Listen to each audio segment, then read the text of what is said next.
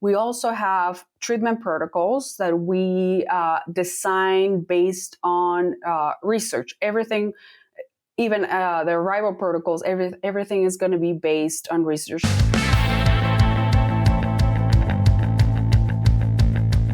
Welcome to the Beef Podcast. I am one of your hosts, Brandy Buzzard, and it's my pleasure to bring you the trending issues and topics with the best and brightest minds of the beef industry. Today we have Dr. Mariana Guerra-Maupome, veterinarian at TELUS Agriculture and Consumer Goods, where she focuses on the cattle immune response to respiratory diseases and vaccination. Dr. Guerra-Maupome has previously worked as a research assistant at the College of Veterinary Medicine at Iowa State University and also at Kansas State University. Welcome, Dr. Guerra-Maupome. Hi, good morning. Thanks for having me. We are very excited to have you here to talk to us about cattle immune responses and vaccinations and feedlot health management systems and all sorts of things. But before we get into that, can you tell us just a little bit about how you got involved in the beef industry and your journey in your career so far? Yeah, absolutely. So I have a bit of unconventional pathway to the beef industry. I was not related to the beef cattle industry at all growing up. Was born and raised in one of the largest cities in the world. I'm from Mexico City, and I went to veterinary school there. While studying my DVM, I wanted to see how our systems in Mexico compare to those in the US. So I decided to go on a journey and enroll in a PhD at Kansas State University. And it was then that I started with working with cattle research. I was there for about 5 years at Kansas State University. I fell in love with the beef community. And then I moved to Iowa State to continue my research in bovine respiratory diseases. And being in the academic setting for about 6 years, I felt the need of being in touch with the industry. So I pursued a job in the private sector. So now I work as a veterinarian for Feedlot Health Management Services here in Alberta, Canada. All right, thank you for that, Dr. Guerra-Maupome. We heard in your bio as you were sharing us about your background and how you got to there in Canada, how your work systems, and you mentioned a little bit about feedlot health management. Can you tell us a little bit more about some of your work with feedlot health management systems and how you help clients and feedlot owners be profitable or reach more profitability? Yeah, absolutely. So I'm one of the veterinarians that works for Feedlot Health Management Services. And what we do is we use individual animal recording systems to monitor health in different operations. We do work with feedlot clients, we work with calf ranches, and then we're starting to work a little bit more with cow-calf operations. And so we help clients be more profitable by understanding the dynamics of each operation. Using historical data, we can predict the most economical animal health programs for each of their herds. So we design individual arrival protocols, sick detection and treatment protocols. We design interventions using the most cost-effective methods. And then based on that, we can advise what's the best strategy to not only increase and improve animal health, but also bring them solutions that are, at the end of the day, are going to be more profitable when they go and sell their cattle. Could you expound a little bit more and speak about interventions, maybe for our audience who isn't as familiar with that term, about like what kind of health and production programs are you designing for producers to help them reach their goals? Can you share any more detail on that? Yes, absolutely. So there's different categories of health prevention health prevention programs, control programs, and treatment programs that we design individually for every single operation that we work with. And there's also, as you mentioned, different intervention programs that we design based on what we call triggers. So I'm going to go and I'm going to explain for the first 3 programs that I described. So for any given population, we have different arrival protocols that would include depending on the risk of the cattle. And by this, I mean the probability of the cattle to die of respiratory disease. So we go from a low category, which are the cattle that are at the lowest risk of dying. And for those cattle, we're going to design programs that are tailored to their risk category. And by that, I mean usually lower cost products and less products than for those that are going to be at higher risk of dying of BRD. That are going to be our ultra high risk cattle, which typically would be your lightweight cattle coming from auction marts, or your beef and dairy crosses, or your pure dairy crosses that are going to be placed at the feedlot. So with that in mind, we have a low and a high risk category, and then we're gonna to those health programs, prevention health programs, we're gonna add vaccine to prevent and control respiratory disease. We're gonna add have an implant there. We're going to add an antibiotic if needed for the given risk of that population to decrease the likelihood of dying of respiratory disease. And we might add dewormers and such, depending on what the procurement models, if they come off from pasture, they come off from a dairy. And so that's going to be tailored based on a given population. Not every arrival protocol is going to be the same for all cattle. We're going to look at the different characteristics of those populations of cattle. Some of the ones that come in mind were going to be age class, if they're calves or they're yearlings. There's going to be where they were sourced from. So if they were come from straight from pasture, if they were backgrounded, if they come from an auction mart, if they're come straight from the dairy, transportation, nutrition, the weight, right? There's as I mentioned previously, light cattle have a higher probability of dying than those that come in at 600, 800 pounds. And all that data, it's going to help us provide the best approach to control and prevent respiratory disease. Now, as I mentioned, those are the arrival protocols. We also have treatment protocols that we design based on research. Everything, even the arrival protocols, everything is going to be based on research, and that's something that I really like. And from my background in academic research and federal research, something that I really enjoyed with working for Feedlot Health is that any of the decisions and the recommendations that we make for clients are going to be based on solid, large pen commercial trials. And so for treatment protocols, because my area of expertise and what I work more closely with is going to be respiratory disease, all the things that I'm going to talk about in this podcast are going to be related to BRD. And as we know, it's the highest cost for a producer that is going to be the treatment. In the animal health area, of course, it's going to be the treatment and trying to prevent animals from getting sick and dying of BRD. So treatment protocols are going to be based, again, on the risk of the cattle. Usually we have a 4-tier system where we recommend the use of 4 different products in a sequential order, where producers never repeat the same product, and that allows us to prevent resistance to a given antibiotic. So they have 4 products that they're going to use once they identify cattle with respiratory disease, and all these products are going to be attached to a health protocol that's going to be integrated into one of our management softwares.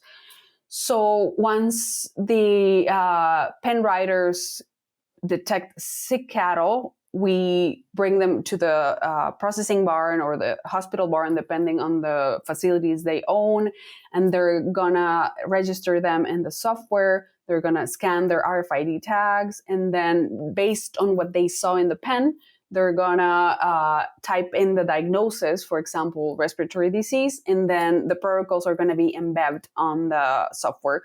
So that takes out the guesswork and keeps the treatment consistency to every single cattle. So the system calculates the amount of product that needs to be given to an individual animal based on weight and based on the label instructions and previous research that we've done on that specific product.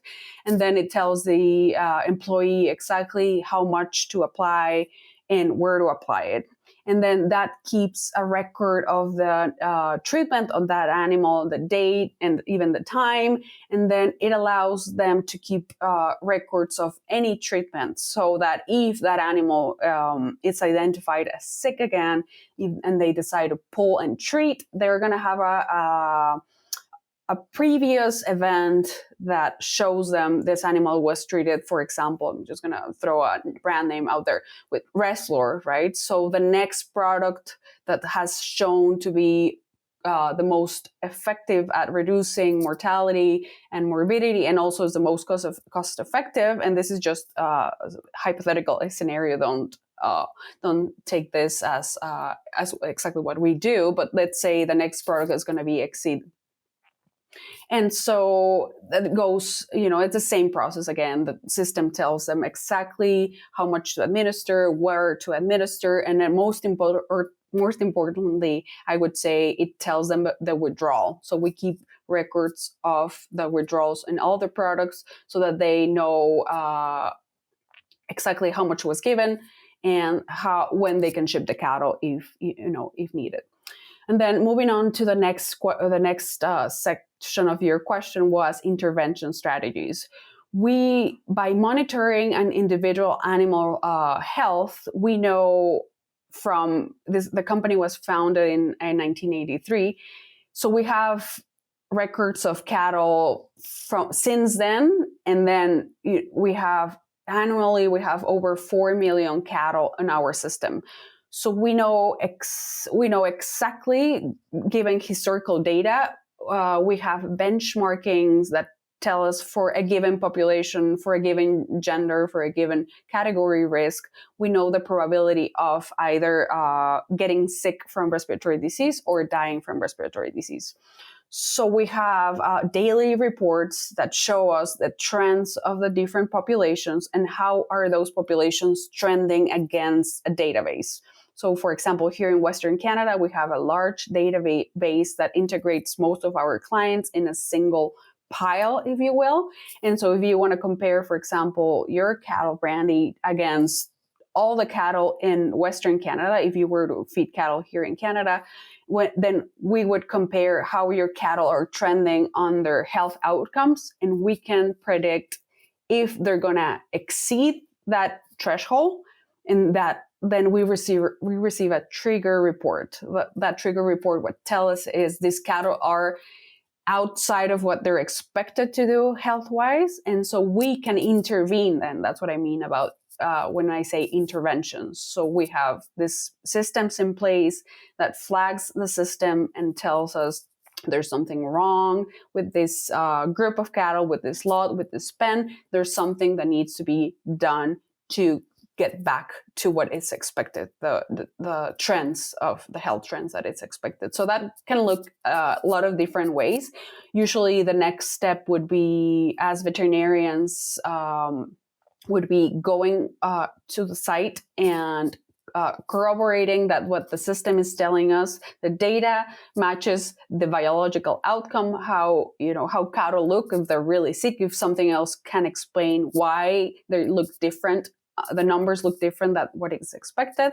And then we can decide together with the producer if we want to do something. Usually that can look like, for example, revaccinating the whole pen, right? If more than a certain percentage of the pen is getting affected, they've been treating from, for example, 100 head in a pen, they're treating 10 15 a day, that means that there's something at the herd level that needs to be implemented, and single pools are not going to make it. So we could, for example, as I said, revaccinate the whole pen, or even add some antibiotic strategies on the feed. Those would be the strategies. That makes sense with the numbers there. If you have a certain number of them that are sick, it's not worthwhile to just keep pulling one, like you said, to just revaccinate, the whole group. You mentioned, just backing up a little bit in your description there, and thank you for that great discussion of the different kinds of strategies you have, and then how you work with different producers to meet their goals. And I'm sure the record keeping, you mentioned that the pen writers, they're putting in what they're treating, and that way that it stays consistent and everybody has all the information. That way you're not having to check in with people and say, hey, did you do this? And did you do that? That's, I'm not surprised to hear that level of consistency at all. That's one of the great things about feed yards and beef industry, is that level of communication. But you mentioned BRD, and we know that BRD is, the most costly disease in beef cattle, I think, in all of North America. And we've heard that for many, many years. So I guess my question is, improvements have obviously been made over the years to mitigate it better, to mitigate that host of pain points and diseases. But how much progress has been made? At some point, are we going to reach a plateau where this is just, we're not sure we're going to get any more improvement? Where did we come from 10 years ago? Was it a 5,000 foot summit, and then now we've gotten better and we've gone up? Have we plateaued? I guess, does that make sense? What I'm trying to ask is, like, how much have we improved, and is there much more improvement to gain? I guess that's my question, is how much have we improved over the last decade? Is there a massive amount of improvement to be made, or is a certain amount of BRD just to be accepted and an acceptable, a known risk? Mm-hmm. So I would say over the years, we've gotten better at understanding the behavior of the disease. I think that it's, we've improved so much in different technologies. And for me, where we're standing right now compared to 15 or 10 or 20 years ago would be understanding that not every population of cattle are going to behave the same.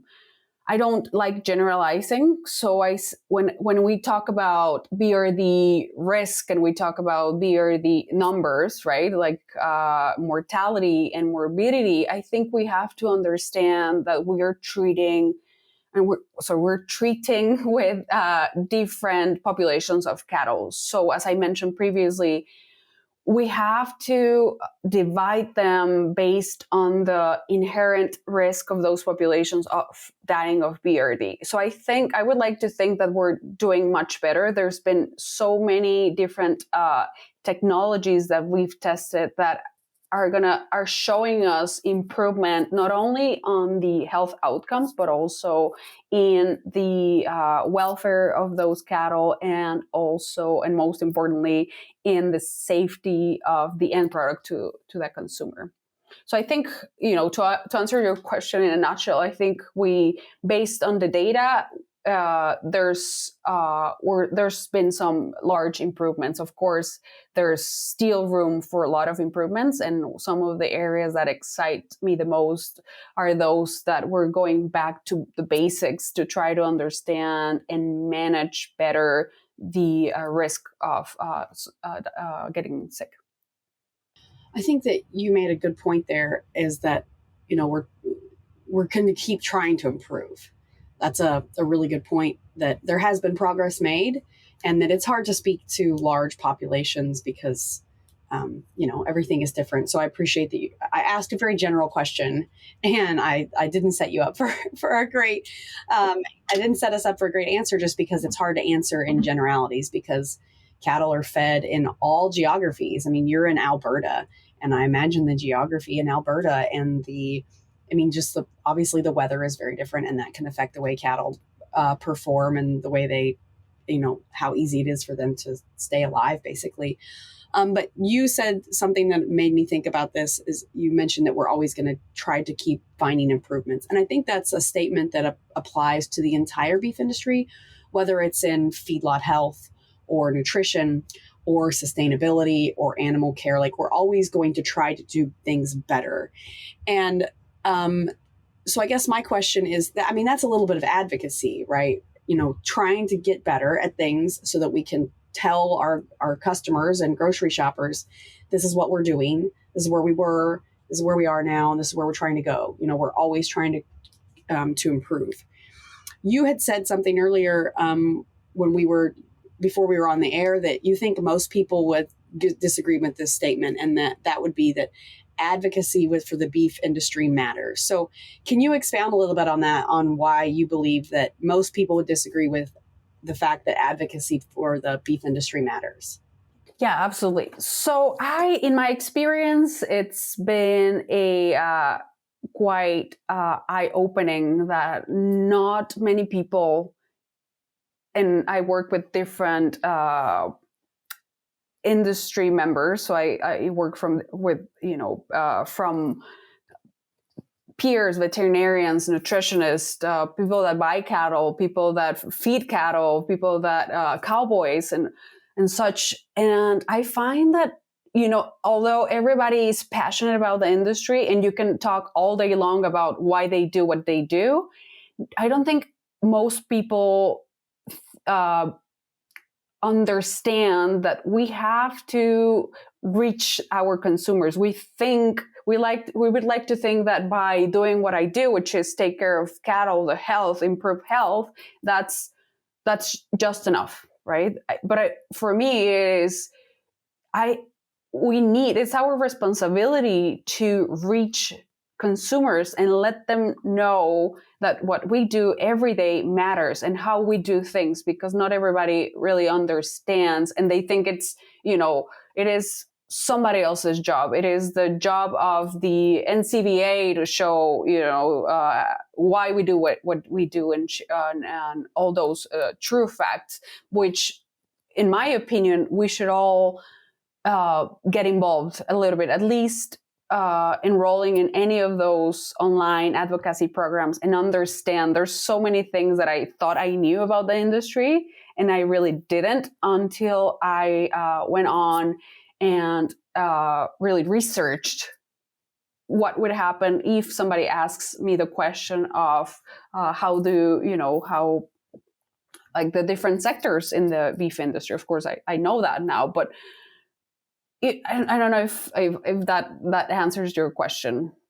Yeah, it does. I think it makes perfect sense, because in the area that I work in, or kind of like my daily life, I see lots of people being advocates, whether they're online or maybe, I do a lot of public speaking about being an advocate. I have friends who do online advocacy who have podcasts like this.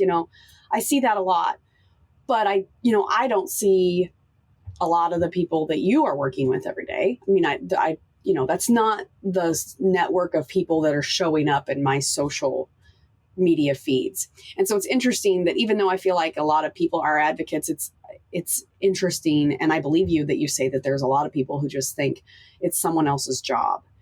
I'm doing this, I'm taking care of these cattle, I'm making sure that they're healthy, and that's my job. And somebody else can speak up for the industry and talk to consumers.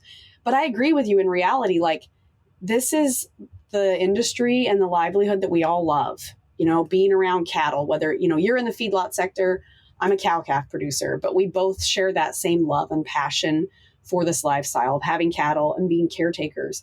And to some point, I think that it's everybody's job to stand up for our livelihood, because if we don't do it, I mean, PETA isn't going to do it for us. So I completely agree with you. It's disheartening to hear that there are people who don't recognize that importance, but that just solidifies in my mind the need for people like you and I to be doing that level of advocacy, just to continue doing it, because not everybody is going to do it. So it's kind of bittersweet the way you said it, because there are people who don't believe in it, even though they love the beef industry. But that just drives me to want to be better and speak up more loudly.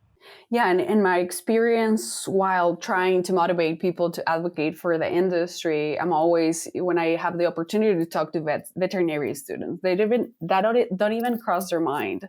We have a some externship program with different universities, and at the end of that week-long program, we have a presentation. What, the advice that you would give to young veterinary students that want to go into the beef industry. What would you do?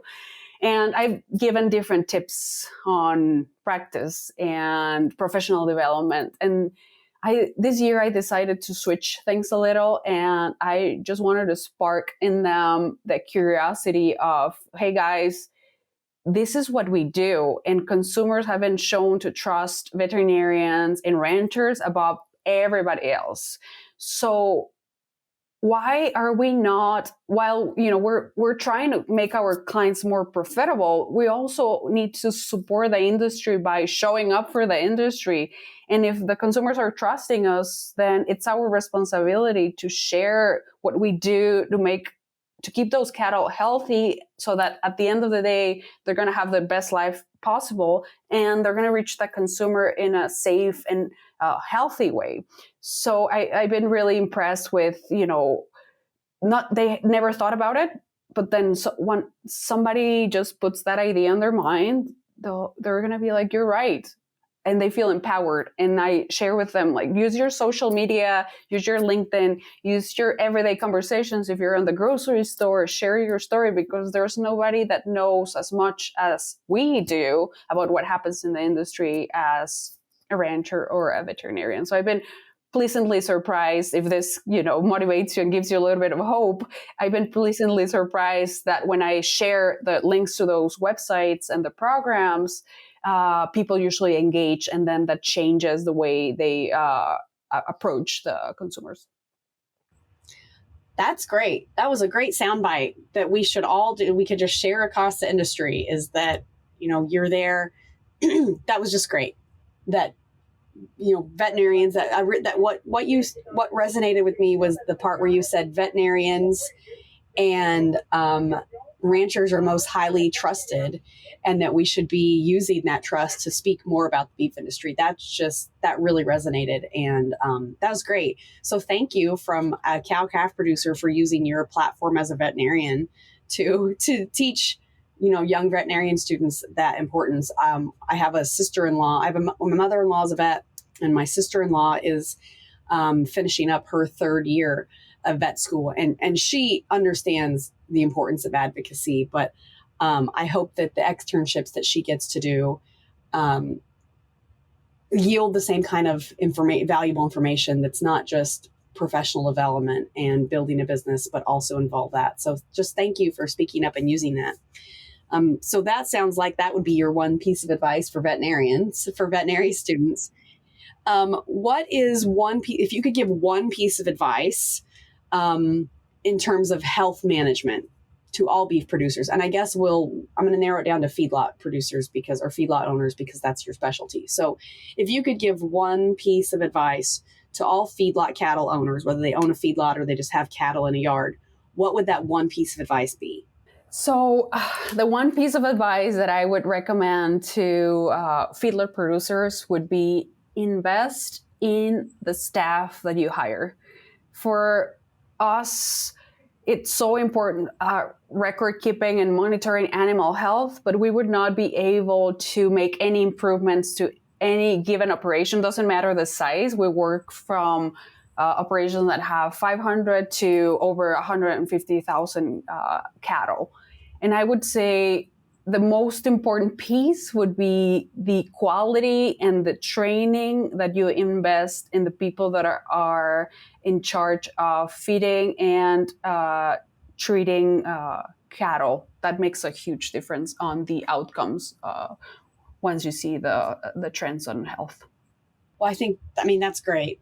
And I think that should really resonate, because we hear that across, with the way employment is, and there's a labor shortage, like investing in the people that you are getting, and really investing in their value, and so that you can keep them, and just paying attention to who you're hiring. So I think that is a That's really great.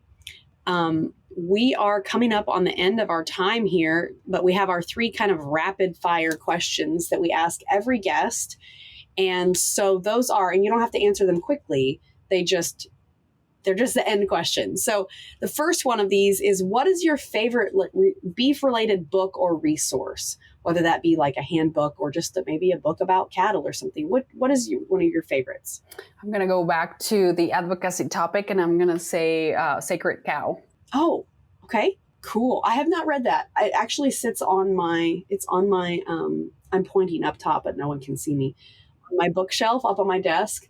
I have a bad habit of like buying a bunch of books and say I'm going to read them, and then I don't read all the books that I buy. But your recommendation, I challenge you to read that. I need to. Is that one I can't remember, and I can't see it. I can see the top of it, but I can't see who wrote it. But I see that one being referenced on Facebook occasionally. Yeah, Is that one by Diana Rogers? Yes, exactly. It gives you excellent data-based bits to plug into different content or conversations, and it's based on research. So I find that it's a really good tool, not only for me to understand where we come from and what is needed in the industry, but also to initiate great conversations related to why we need cattle in our food system. Okay, good. She, I follow her on Instagram too. So that's, she puts really good infographics. She does. Yeah, yes. Infographics and give images and things like that on Instagram. So great recommendation that you're going to drive me to actually get it down and crack the binding on it. I have some airline flights coming up, so I should use that book. Okay, so turning the tables, what is a book that is not related to the beef industry that you are currently reading? I am reading a book related to investment and how to learn how to invest. And that's something that it's been really exciting and something that I don't know much about. So it's called Her First 100K. Oh, that sounds really interesting. That sounds like another one I'd like to read. I'm just going to get all my book recommendations from you from here on out. Okay, our last rapid fire question. What trait do you find admirable in others that has helped them reach success? Yes. So I would say that one of the traits that I admire the most from Dr. Jim, that was the founder of the company that I work for, and in my opinion, he's a great person. He always, and why I think he's so successful, he always finds value in somebody. Even if, for example, I'm going to use myself as an example, even if, for example, I don't succeed as a veterinarian in my current role, he is going to try to find where I fit in the puzzle. So he's going to give people a chance to develop and be the best professional they can be in the company. So I think, by understanding people's needs and the company needs and placing those in a team environment, I think that's what keeps, keep being him being successful. The ability to recognize that everybody brings value and then we just have to find and give people an opportunity to find that value and contribute to the whole organization. That's really inspiring. That's the kind of person that you want to work with and work for, is someone who knows you have value and wants to work with you to elevate that. And that's really inspiring. Yeah. Thank you for sharing that. Because that's just, I got a little excited. Yeah. Or, like a little shiver down your spine or something hearing that. So that's really great to have that work environment. We're kind of at the end of our interview. Is there anything that we haven't covered for our listeners that you would like to make sure that they hear? I'm going to tell them, keep listening to the podcast. There's great speakers, great resources, and the hosts are, I didn't knew you before, but I know the other host from Iowa State University. And so I would encourage everybody to keep listening and subscribe.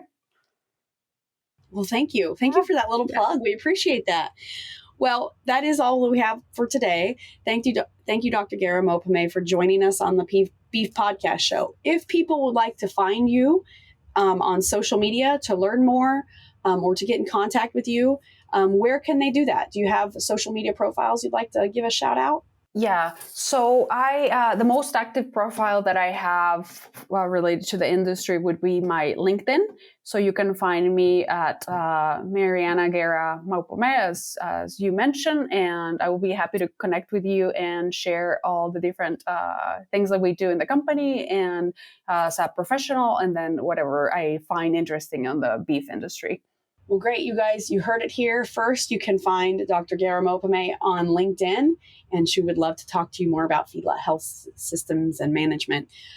Thank you for listening to the Beef Podcast Show. We hope that you'll come back next week.